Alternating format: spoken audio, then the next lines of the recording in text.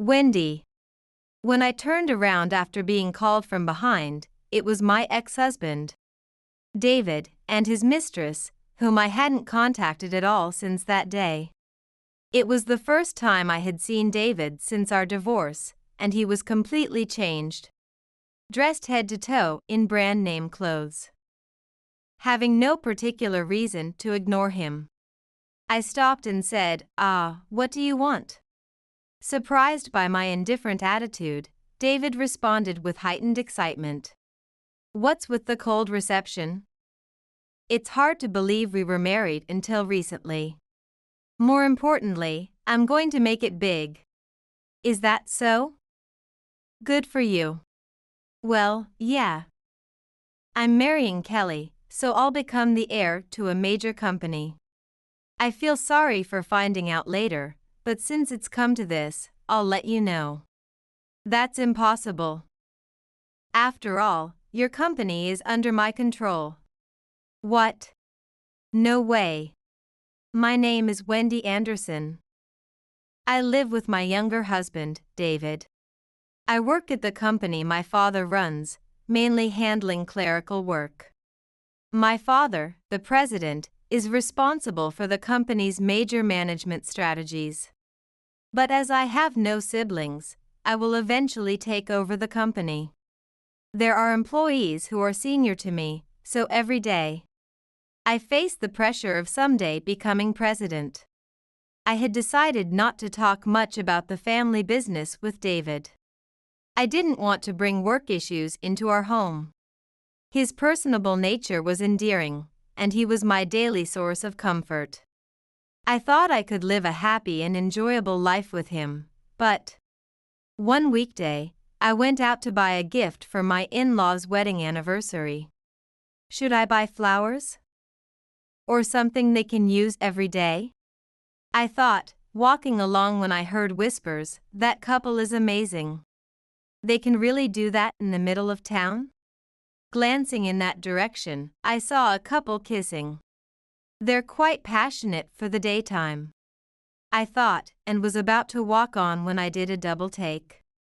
I couldn't believe my eyes. The man was David. I didn't recognize the woman with him. "Why? Weren't you supposed to go to work this morning?" No matter how many times I blinked, there was no mistaking it was David. I instinctively started filming them with my smartphone. Shopping was the last thing on my mind now, as I felt driven by a quickening heartbeat of dread to head home. Back at home, I couldn't focus on anything, not laundry, not washing dishes, not preparing dinner. What should I do? I have to finish everything before he comes back, I thought, trying to stand from the chair, but my body felt incredibly heavy, and I sat back down. This repeated several times until night fell, and David returned home. "I'm home. What's wrong?" I opened the photo album on my smartphone and showed him the pictures of him with the woman. "Hey, what's this about? Who is this woman? Tell me the truth." Part of me wanted him to deny it all. "This isn't me. You're mistaken. I was at the office working." I closed my eyes tightly, hoping to hear those words. However, what came was a casual admission of his affair. "What? You saw that?" "Yes, I'm having an affair with the daughter of a company president." David's face, mocking and cold, was unlike any I'd seen before. He seemed to have decided to be defiant, rattling off details I hadn't even asked for. "Her name is Kelly Baker. She's pregnant, so I want to divorce you and marry her. They told me to work at Kelly's parents' workplace if we get married." As he spoke so buoyantly, my heart grew colder. I felt foolish for ever thinking he was adorable. "It's divorce, divorce. I want to register our marriage with Kelly soon." "Yes, of course, let's divorce. I have no reason to refuse." I immediately accepted it. That's the situation, so write it down. With that, David pointed at the divorce papers he had apparently prepared in advance and left the table. He left the house without any fuss, and I was at a loss. It was sad to become strangers to my kind in-laws. But I had to report the divorce. When I met with them, both apologized. I'm really sorry. That guy is disowned. It's not both of your fault, so please don't apologize so much, I said, but they kept their heads down as if blood would rush to their heads.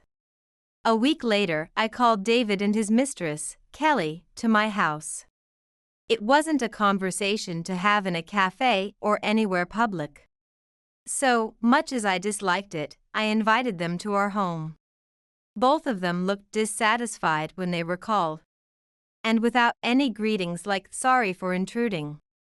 They roughly took off their shoes and sat in the living room chairs. I sat quietly opposite them.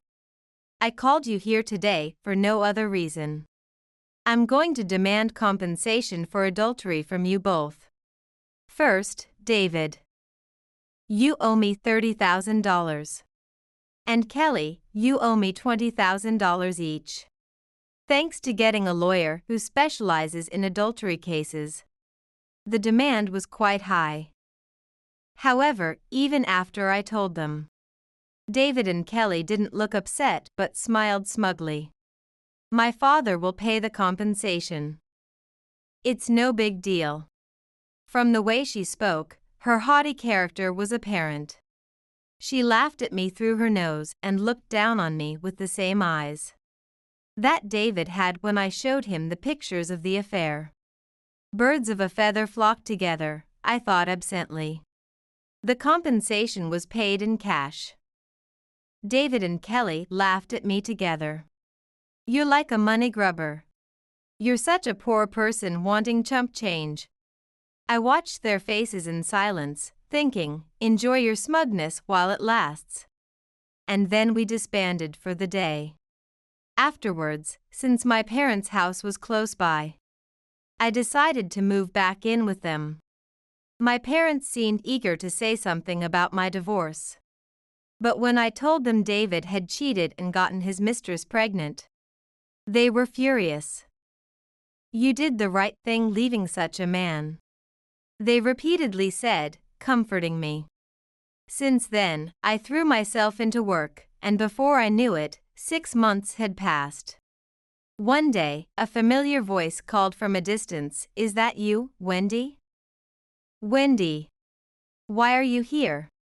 Startled by the unmistakable voice of my ex-husband David, I turned around to see him and a young woman. She looked to be in her early 20s, with vibrant skin, flashy makeup, and red nails. David, clad in brand-name clothes, seemed a completely different person from when we were together. How dare you stop me when you were the one who wanted a divorce? That's pretty unreasonable. I muttered softly but stopped anyway as I had no particular reason to ignore him. Ah, what do you want? David appeared shocked by my indifferent attitude. What's with the cold reception? Hard to believe we were married until recently. To think I could casually talk to a man who cheated, got his mistress pregnant, and left on his own. Well, we were both young back then. Let me introduce you. This is my new wife, Kelly. We're here shopping for clothes for our soon-to-be-born child.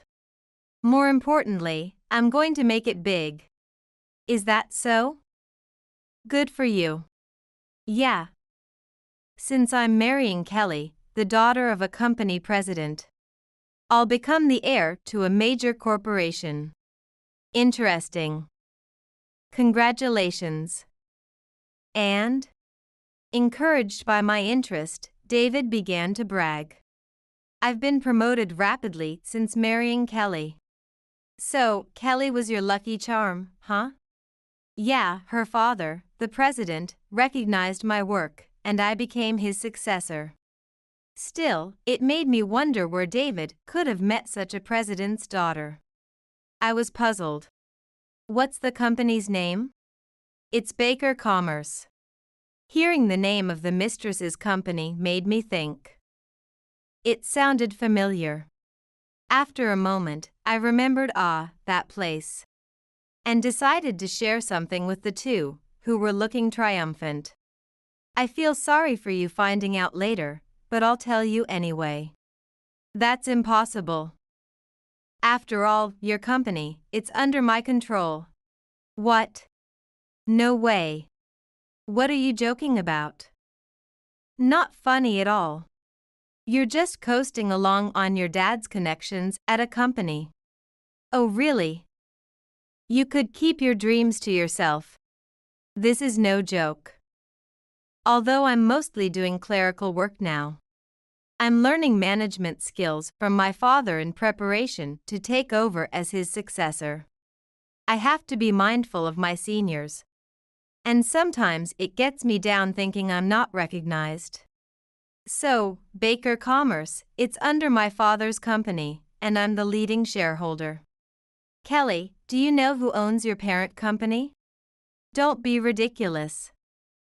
It's Stone Corporation, right? Yes, I'm the daughter and the heir of Stone. What? David, you know my father is the president of a major corporation, right? It's not strange that his daughter would be a shareholder of one of its subsidiaries. Both of you, do you understand what this means? David, you becoming the successor is impossible because I, the principal shareholder, am against it. I could see David and his mistress's faces turn pale instantly. Well, I didn't know Kelly's company was under that umbrella. Having someone who cheats as a successor is too risky. I will make sure to report this properly. Because if news of the heir of a significant subsidiary being involved in cheating or divorce scandal surfaces, it will tarnish the parent company's reputation, right? Don't you think? As I said this, David, boiling with anger, retorted. You should just keep quiet about it. Yes. Just keep this between us. You must be seeking revenge because I cheated on you. What an awful woman. And what's this about going back to your parents' home now? As a shareholder, you must have a lot of money. You kept quiet about that too. In the past, being the daughter of a wealthy father, I had endured unpleasant things. Your dad is rich, so this should be easy for you, right? I was often forced to treat others or faced with prejudiced views. That's why I chose not to tell anyone. Without changing my expression, I listened to David and then spoke my mind. I don't do things I believe are wrong. I didn't mention being a shareholder because, during our time together, I didn't want to rely on my family's status. But, in the end, not letting go of the shares was like taking out insurance for myself. But after divorcing David, I realized something. Ultimately, I wanted to distance myself from my parents' home. Because I was too aware of it. I am just me, after all. I am grateful to David and Ms. Kelly for teaching me that. What's there to be thankful for? Anyway, thanks for the information. It's good to know before everything was decided. So, wait a minute, are you really the principal shareholder you claim to be? Are you just trying to get back at me for taking David away from you? Are you all living in a fantasy world? Why would I need to lie at this point? If you think it's a lie, then so be it. I'm busy. I'll take my leave now. As I spoke, David and Kelly stood there dumbfounded. But then quickly left as if they had thought of something. Soon after, I received a call from the housekeeper at my parents' home. Miss David, whom I heard you had parted with, has come and is asking to speak with your father. What should we do? It turns out David had gone directly to my parents' home to try and settle things with the president of the parent company, my father. What initiative! I'll be there soon, could you entertain him for now? I said and then hung up. I could send him away immediately, but who knows what he might do next. I've instructed them to let him in, but my father shouldn't be home at this hour, right? I'll listen to what they have to say and then send them home. After making these arrangements internally, I arrived at my parents' house to find David and Kelly being led by the housekeeper from the entrance to the guest room. No sooner had they arrived than they burst out. "This is just spite on your part. What kind of company policy is this? Bring out your old man. Really, there's a limit to holding a grudge." Despite themselves being the ones who had a marriage of conquest, I thought it ridiculous. Busy as he was, my father wouldn't be home at this hour. So I played along, all right. If my father is at home, then fine. Otherwise, this conversation never happened.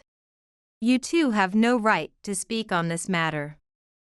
They both looked frustrated. But given that my father was the president of a major corporation, they had no choice but to comply. "I'll check with my father, so wait here. Hurry it up, will you?" I knocked on my father's study door. Knock, knock. When I opened the door, to my surprise, my father was there. "Father, what are you doing here at this hour?" I couldn't help but exclaim in surprise. "Well, just something." "What about you? It's rare for you to come to my study." "Well, David and his wife have come over. They want to talk to you." "Understood. Let's go." My father and I moved to the guest room where David and Kelly were waiting. "So, David, it's been a while since Wendy's wedding. I heard you two had parted, but what brings you here?" My father spoke in a calm tone, but his overwhelming presence made David too nervous to speak. Thinking the conversation wouldn't progress this way, I took the lead. "I'll explain. The company of Kelly's father, where David is currently working. He plans to marry his new wife Kelly and become the heir there." My father, arms crossed, listened intently to me as he looked towards David and Kelly. The lady here had already met David while he was still married to me. And at the time, it was an affair. And they parted with me so the two of them could be together. I informed them that I would oppose his promotion to president due to his history of infidelity and cheating, using my authority. As I spoke, I thought to myself that this wasn't an explanation I should be giving as someone who had been cheated on and discarded. My father hummed thoughtfully, arms still crossed. In the tense atmosphere, David finally spoke. "Please. Our child will be born soon. It doesn't make sense for the husband of the president's daughter not to be the next president. Considering the public perception and everything else. It's a big problem if he can't become the heir because of a grudge from the divorce. Isn't it unprofessional to let personal feelings interfere with company management?" I was impressed, in a bad way, that he could say such things to the father of his former spouse. As I was pondering this, my father said, "I understand your desire to be president. Actually, I was in my study today because I was dealing with information that would be troublesome if leaked within the company. And that was about your company, David." After a pause, my father started speaking. "To be straightforward, David, I cannot recommend you as the next president or successor." David reflexively protested. "Why not?" I listened quietly, realizing from my father's tone that my involvement was unlikely to be the reason. Based on the reports of your background, we knew that Kelly's husband was David. And of course, that you were married. That means we're also aware of the circumstances. That's a concern in itself, but... My father seemed hesitant to continue. I shouldn't say this. It involves privacy. My father glanced at David before stopping his explanation. Unconvinced, David pressed him. What? There's no privacy between spouses. Tell us everything. My father looked awkward. Indeed, it's terrible to leave things hanging after talking this much. I'll tell you, but I'm not responsible for what happens next. Is that okay with you? David, Kelly, and I all swallowed nervously. David, it appears you've been meeting 3 other women since divorcing Wendy. The secretary, a high school girl, and a nightclub worker. This is indefensible. Scandals are a sensitive issue nowadays. We at the top management have determined that this is due to your character. And we have decided not to recommend you as the next president. Even after hearing this, would you still say it's out of spite or personal feelings? By the way, we do have evidence. Upon hearing my father's words, Kelly's face turned bright red. David. Were you deceiving me? I had no idea. Don't joke around. Our child is about to be born, too. You really lack any sense of responsibility as a father. Kelly, it may sound harsh. But getting involved with a married man means it's likely the same could happen to you. It's a good lesson, isn't it? David was no longer concerned with being the successor. And there's one more thing. Is there still something else? It's about your father, the president of Baker Commerce. My father? We also plan to request his resignation at the next shareholders' meeting. Why? If David isn't the successor anymore, isn't that enough? Why does my father have to resign over this? Well, first, take a look at this. My father handed Kelly a brown envelope filled with documents. Inside were records showing the president had used company funds to support the 2 of them. What? I don't know about this. While it's fine if he uses his personal funds for support, using the company's money counts as embezzlement. I have no choice but to act. That's. Thank you for letting us know. David. We should discuss this matter thoroughly with both of our parents. Yes. Kelly expressed her gratitude to us and took David back home. My father and I exchanged glances. The storm has passed. I chuckled. Indeed, he agreed.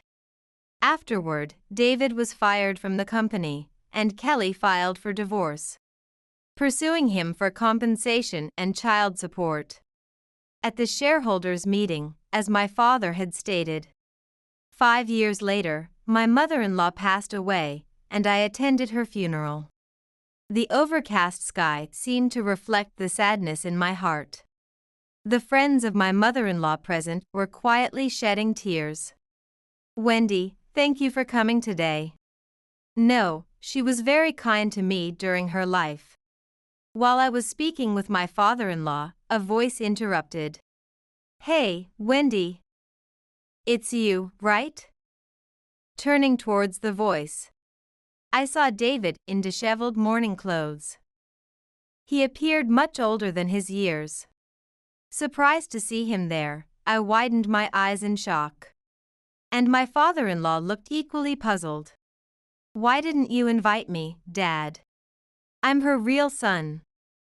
Mom must be sad not to see me. David, you were disowned, that's why you weren't invited. You.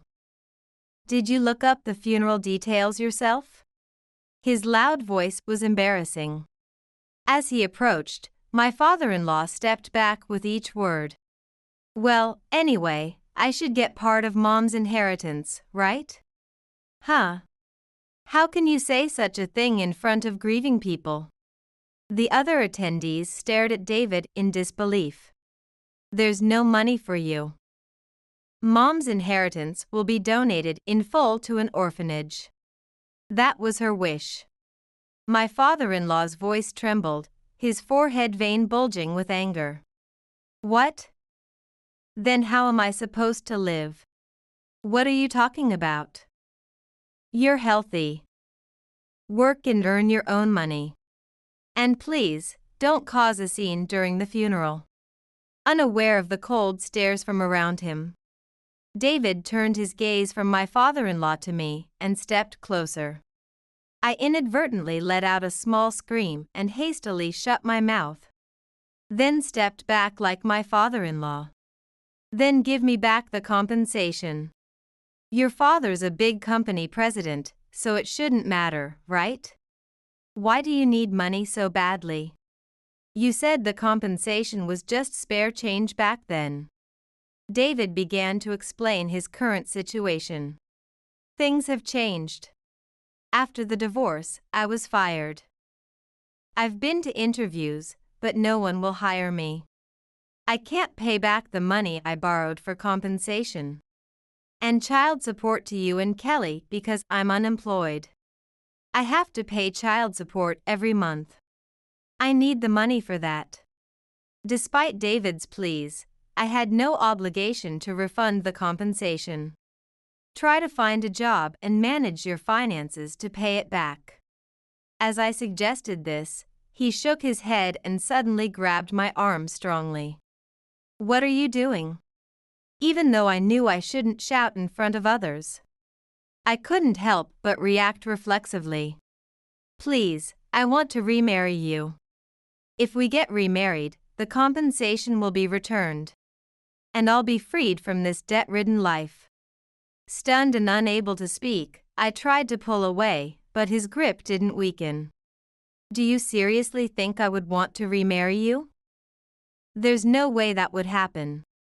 The moment I saw you admit to cheating and act so nonchalant about it, any love or other feelings I had for you disappeared. Who was it that accepted the divorce with such insulting remarks at that time? And yet you have the audacity to turn around and press for remarriage. It just feels like you're mocking me. You still love me, don't you? Those words earlier were just you not being honest with your feelings, right? I felt like slapping the man in front of me who was grossly mistaken. However, I am a rational person. To act impulsively would make me no better than someone who cheats without thinking. As I said earlier, I've long since lost any feelings for you. Please let go of me. Just as I said that, someone called my name, overlapping my words. Looking in that direction, I saw a man walking towards me with a little girl. Mama, the girl called out to me in a childish voice as she ran up to me. Who is this girl? She's my daughter. My daughter and I share a striking resemblance. Even without asking, it should be clear we are mother and child. But David seemed unable to accept it, his eyes darting around in confusion. I remarried. My in-laws introduced me to someone. David noticed the matching rings on my and my husband's ring fingers, and his body seemed to deflate, his knees hitting the ground. After the divorce debacle, my mother-in-law had said, I don't know if it counts as an apology, but I want to introduce you to a wonderful person. He's very serious, kind, and sincere. Would you meet him once? That's how I met my husband.